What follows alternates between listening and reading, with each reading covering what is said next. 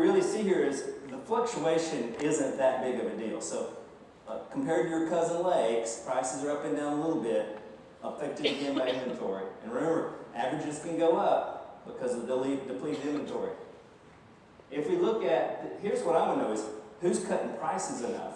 What's your list price compared to what really happens? This I thought was interesting is that Greenwood has been cutting some prices. So what you list at, what you sell at's got a bigger differential than the group of cousin lakes. What that means, that's a whole nother story. But I think it's interesting to know that your list price is seen as distorted, but you're still getting things close, so you're willing to make a deal. So I'm going to finish up with my unsolicited advice for you if you are a lake owner. I need you to not think about your home as a home. I highly encourage you to think of it as an asset, because it is. It has value, it is meaningful, it can be meaningful to what you want to do with your life, whether it's your primary home or secondary home.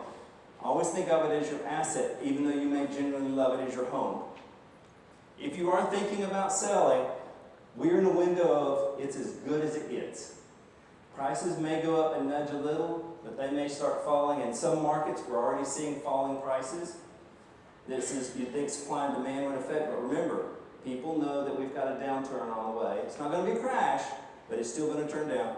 So that limited sellable inventory, the thing that won't just sit there. In fact, I'll tell you how I work with my staff. I ask them, when somebody wants to sell a home, think of it, is this a motivated seller or a speculative seller? The speculative seller says, well, we'll just put it out there, if somebody will pay my crazy, outrageous price, then we'd sell it. And I think that's kind of like buying a lottery ticket. And if it's not a sellable price, if you haven't gotten action from something in a very short period of time, and that all the professionals here who work in real estate can give you an idea what that is, you're a speculative seller, and the buyers know it. So also remember that you are competing now in this day and age of the information world. They know not only this lake, but they know what homes are selling for at these cousin lakes. And some people could just go, my roots are in South Carolina, I grew up in Greenwood, and that's where I'm going to live. But we get people come to us and they say, I'm in this state, I'm retiring in the South, I'm thinking I want something in Tennessee or South Carolina, or maybe Texas. And then they go, can you send me a list? And we're like, well, that's thousands of homes, just go to the website. So, but what it means is, the comps from a market are interesting, but they no longer are enough to see if you're in the ballpark. We actually, it's not this lake, but we have a lake that is, as a group, overpriced, and nothing's moving, and I've even talked to developers there, and they go, well, you just don't understand what's going on. They said, you know, when the boom happened, everybody came over here and they looked at the properties, and when they looked at them, we kind of got an idea if they were priced well. When are they going to come back and tell us? I said, they won't come back anymore.